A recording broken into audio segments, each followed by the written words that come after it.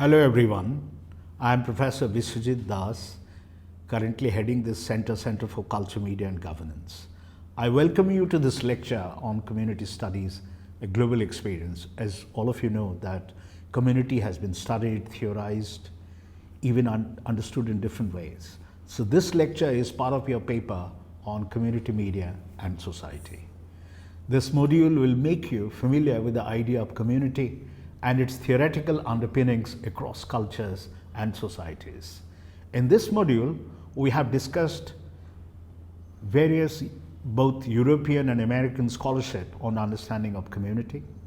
Besides, an attempt also is made to understand community as well as the rise of community studies that deals with contemporary issues faced in the community, resulting in disconnectedness, fear, mistrust and suspicion. This module also deals with communicative turn in community that discusses about the shift from locale to interaction through media technologies and its implications. While understanding community, it is important that a conceptual engagement of community exists as a category, but our ways of understanding it have changed over a period of time. It haunts us in our imagination, no matter the type of community we belong to, be it offline or online community. Community exists as long as society exists, and there cannot be any society without any community. Indeed, it has a checkered history. However, over a period of time, there is an attempt to delink our understanding between community and society. Scholars have studied community from differing perspectives. Most of these perspectives may be categorized in terms of emotion and reason. As Berger rightly points out, that community may be viewed as tradition, while society is referred to change. Community refers to feeling, while society is attributed to rationality. Further, as Berger refers, community is warm and wet and intimate. Society is cold and dry and formal. Community is love, society is business. This quotation sufficiently captures variable meanings in understanding the relationship between community and society. This variation may be referred to the scholarship that witnessed the cultural and social changes in society as well. Accordingly, scholars have aligned their positions either to the emotional loss wrought by societal changes on the one hand. On the other hand, societal changes are inevitable. While we discuss about the European concerns, we witness that scholars have attempted to study social change and its effect on community for a long time. For instance, Karl Marx studied the impact of industrialization and urbanization on community. Accordingly, Marx says that city helps in liberation and creates space for specialization. City also provides avenues for politics, showcasing skills and planning. For Marx and Engels, this transition is from tribe to the state. However, not all cities undergo such transitions or transformations. Some cities still retain their primordial loyalties and bonding with the community. As Tonies points out, community may be referred to Gemeinschaft, that is village or community, and Gesellschaft, that is association or society. For Tonies, the former one is an ideal type of community, as this type refers to simplicity and boundedness, in comparison with the later one that refers to formal relationship and competitiveness. Other scholars also echoed the similar feelings, such as Durkheim, who contrasted the terms in terms of mechanical solidarity and organic solidarity. The former one, of course, one subscribes to the notion of collective conscience, customs, rituals, and beliefs that resulted in social bond. But the later one referred to differences caused due to occupational specializations and interdependencies that leads to an organic solidarity. Unlike Tony's, Durkheim was optimistic that urbanization has a positive effect on society and creates a space for individual freedom and choice besides complexity and problems.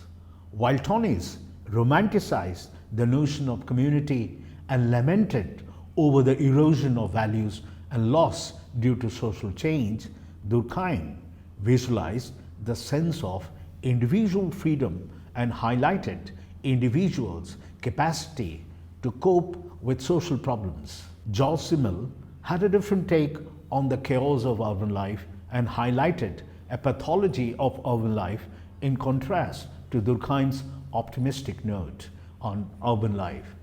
Interestingly, while most of these scholars in Europe have been postulating the essence of community on the basis of their observations, Weber went a step ahead by justifying the need for empirical verification, as not all societies are uniform across time and space, and there are communities within community. Weber developed an ideal type as a marker, what he referred as full urban community. Weber had a considerable difference with scholars of his time, and he did not see city as much creative, however, has a prominence due to politics and economy that resides in the city. From the above discussion, we observe that not all the scholars subscribe to any common viewpoint regarding urban and rural life in Europe. While there is considerable disagreement over the term community in Europe, one witnesses a completely different experience in American scholarship. As American society witnessed a continuous flow of immigration of people from different parts of the world, the challenge was to forge a sense of community on the basis of immigrants settled in different locations and cities. While discussing about American concern about community, we find one of the most prominent scholar, Robert Ezra Park, one of the pioneers in studying community in American societies, who emphasized the need to understand community from a human ecology perspective. For him, the life of city has both moral as well as physical constituents. Human ecology constitutes of man, community, and man's relationship with other man. Park used almost a biological metaphor to describe community that is viewed as a web of life and reflects a sense of interdependency. Park was interested to study the social processes that caused equilibrium and disequilibrium in city. Besides, his emphasis was to depict the structure, process, patterns, and relationship within and outside the city. Park's study was an exemplar for other cities in America to understand the land use pattern for urban development. Similarly, Louis Wirth, his study highlighted city as a permanent settlement, dense and large, with heterogeneous composition of population.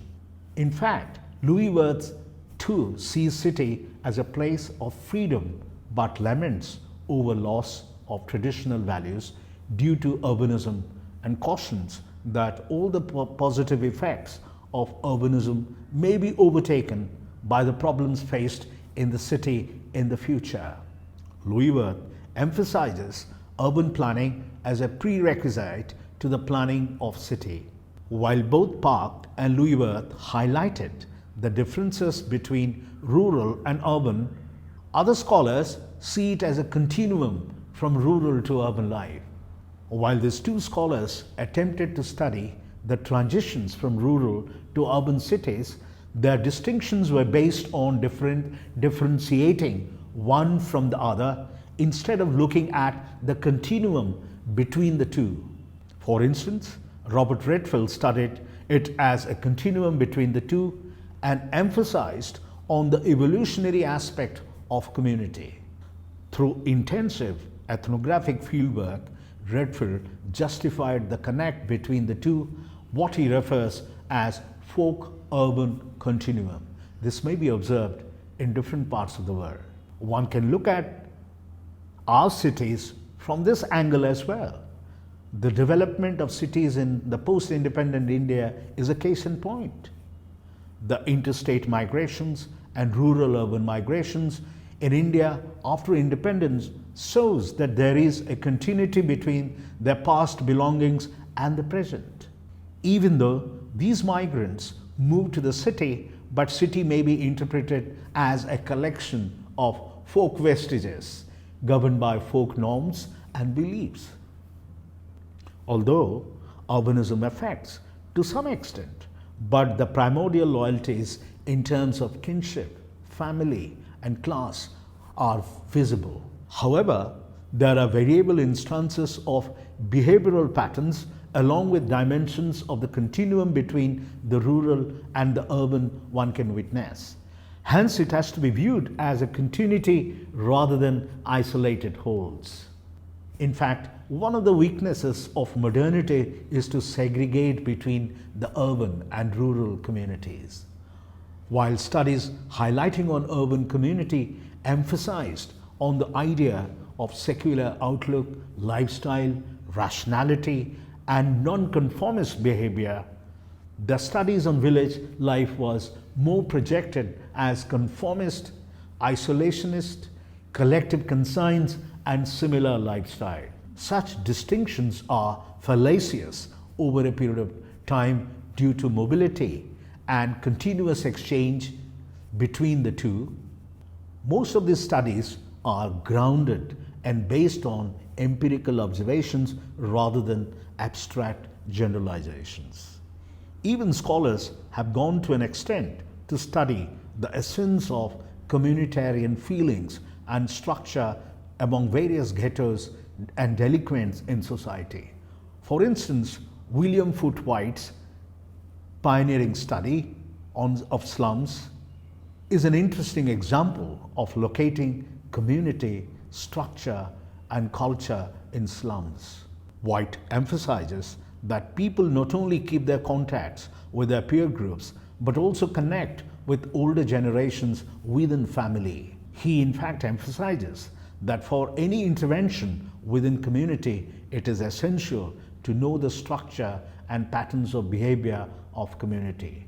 During the time of crisis, for survival and resilience, the members primarily relied on family members being the primary group within community. However, along with expansion of community and its interlinkages, the way of understanding it also changed. Hence, any recourse to generalization and replication is a matter of suspect due to availability of first-hand observation and data through census and other sociological research on community.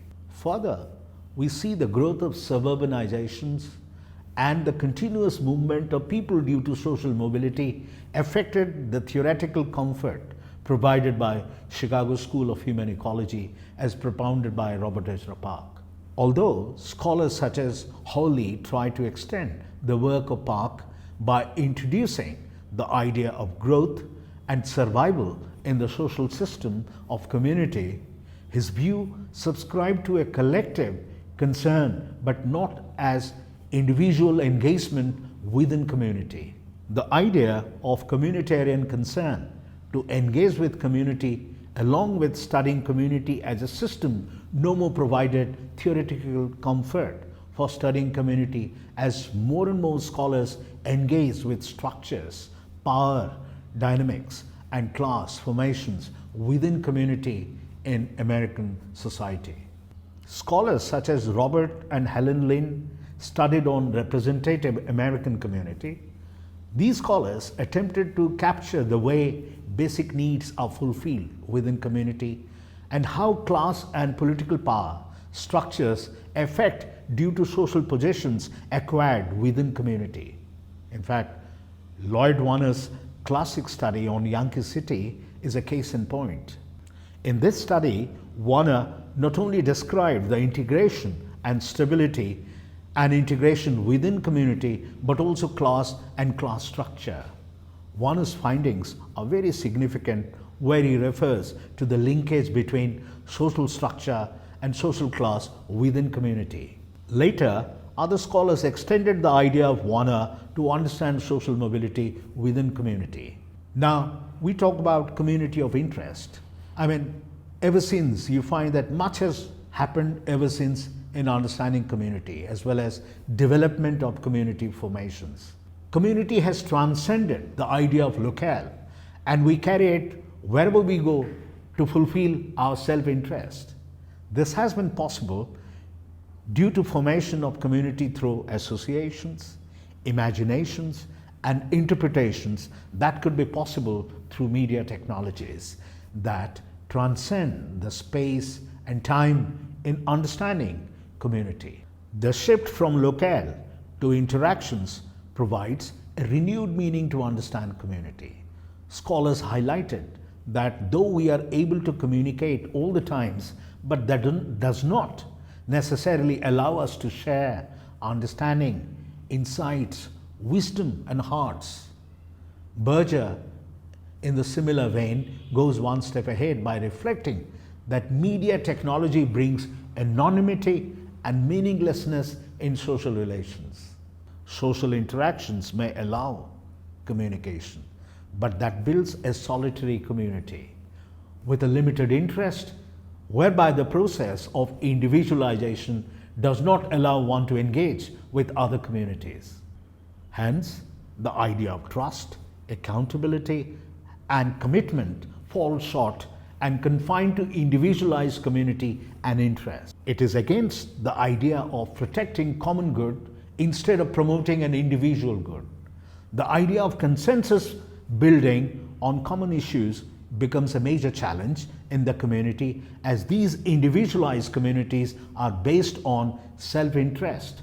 Hence, any dialogue or to create a conversation becomes a challenge across communities. Neither individualized community provides an alternative explanation, as failure of communication or interaction may result in disconnectedness in society that may result in fear, as highlighted by Glasner. Glasner highlights that everyday message through media such as television and news through other forms creates a sense of culture of fear in community. Hence, identifying the real and artificial fear becomes a major challenge in the community. This also results in making suspicion about the institutions of creating and making fear. As Bock highlights, that trust to a large extent contributes to the foundations of human relations. But when it becomes a suspect, it results in the collapse of the institutions. In a way, the idea of distrust emerges due to lack of integrity and lack of respect for common good in community. This may result in either way, leading to frustration and anger in community. Such emotional outbursts are caused due to feeling of hopelessness and along with rise of social problems in the community. Any aggression in this regard results in causing victimhood in the community. Hence, to create a social and civic engagement within community becomes an onerous task. In fact, scholars have been studying to explore the futuristic sense of community. For instance, Putnam and Feldstein's study on 12 communities highlights that in order to build social capital at the individual, society, and community level, it is important to build personal relationships at all fronts that would result in participation, be it for local needs or societal common good. Similarly, Wilkinson highlights the need for moral values as a marker of moral community that would create a common space for purpose and future directions in spite of fission within the community.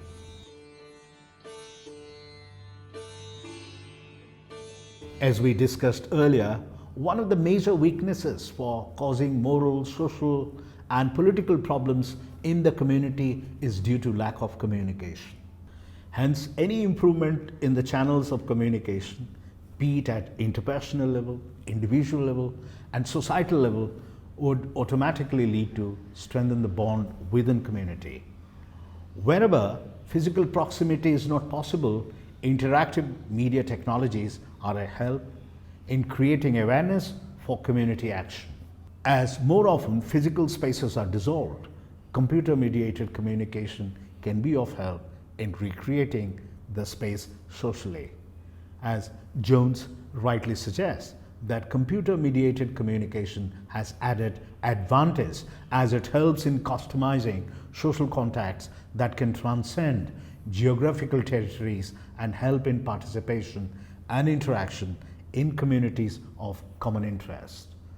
Though it may not help always in physical congregations, however, one's belief and practice may be reassured. Scholars have been skeptical about such virtual community formations, while protractors emphasize the emotional appeal and solidarity created through virtual community. Detractors would highlight the superficiality in modern society and community. One of the significant differences is that computer-mediated communication replaces physical appearance with language. Although in recent years, with the advent of computer revolution, video calling and visibility is possible, however, that may not replace physical presence. Most of the conversations through computer-mediated communication are tight. Hence, bodily involvement through gestures and postures may not be captured in the conversations. As Ruskov highlights, these are mere narratives. At best, they may be artifacts of communities, and our engagement with communities are based on reading such narratives. It depends on the users whether to be a member of such community, subject to his or her association and membership within the community. The advantage of being a member of online community is it remains with us. No matter wherever we go, we can always carry these connections with us. It also helps us to disguise our primary identity. Indeed, it may create a false identity for ourselves. Thus, one of the major challenges we encounter is between self and identity in the online spaces or online community. As Seri Turkle highlights, these online environments may be useful as places to acknowledge our individual diversity, self-reflection, and self-transformation. However, one needs to authenticate one's own self by returning to real world to solve real problems and strengthen offline community. Further, online community is very used loosely for any interaction through online. There is a need to understand the differences that exist. Scholars attempt to differentiate among groups, networks, and communities, while groups strongly emphasizes on the boundary and membership in a network whose members are strongly interconnected. However, similar is not the case with online groups. It may not be treated as a group unless the members fulfill the mission and goals of the group. On the contrary, networks are relations based on connections that may transcend boundaries. In fact, Granovetter's study highlights the way people communicate, be it individually or in groups, and the patterns of relationship. His study interestingly brings out the nature of weak and strong ties or relationships based on the needs, information flow, and what shapes networks. However, such distinctions may not hold tight as more and more people are using online for social support, companionship, and finally to seek information. Hilza and Turov rightly opine that even in some instances, net users consider electronic group members as close friends. The more time they spend online with friends, the more their ties become stronger. However, Putnam cautions that in spite of engagement through online, one should not forget ties with the real world. Anyway, we cannot dismiss or underestimate the role internet has played in our lives. It has become a part of our everyday life, especially in the urban area. The rural area is not going to lag behind with the recent policies of the government of the day. We live in a society where there are more mobile phones than the toilets. Further, the penetration and diffusion through mobile telephones and internet is increasing day by day. Although such relations may not provide a comfort at the household level to be together, however, at individual level, they remain connected to friends and relatives. As Wellman rightly points out, that we move from a group-based community to a network-based society, which he refers as decoupling community and geographic propinquity. His study exemplifies that neighborhood per se may not be cohesive because of living closer to each other, although this may be possible in an alien cultural setting. However, in India, there is a strong sense of neighborhood in the rural areas. Gradually, these ties are breaking along with migrations to the urban communities. One should not end with a very depressing note about the weakening of ties or breaking of communities. Rather, one must end with a note that communities are broadening along with media technologies. Finally, we should not forget that media technologies have facilitated interaction across cultures and communities and families and friends and other members with whom we would like to associate in our everyday life. In conclusion, I would like to summarize as that we discussed the scholarship in European and American society. From the discussion, it is clear that we all want to belong to community, but the transformation in community are not easy to digest. Scholars have lamentations over loss, nostalgia, and romanticism about community. On the other hand, change is inevitable. Communities have moved from public to individual good. This results in sense of uncertainty in consensus, dialogue, and creates fear, anxiety, and aggression and frustration. Civic engagement in community is at a loss. Communities have moved from geographical confines to representation and imagination through interactions by media technologies. Further discussions are made on to what extent these media technologies resolve dilemma between self and collective identity, privacy through online media, and the distinctions between real and virtuality. I hope you enjoyed the lecture. For more details, please read the module carefully and attempt the questions at the end. Thank you.